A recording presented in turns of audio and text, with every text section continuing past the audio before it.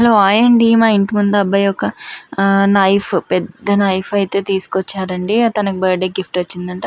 So, బండిని పట్టుకో అంటే వాడైతే భయపడుతున్నాడు. చీకట్లో అది మెరుస్తుందని ఇందాక చీకట్లో లైట్ ఆఫ్ చేసి చూయించారు బండికి. కానీ వాడు భయపడుతున్నాడు. పట్టుకోమంటే కూడా పట్టుకోవట్లే.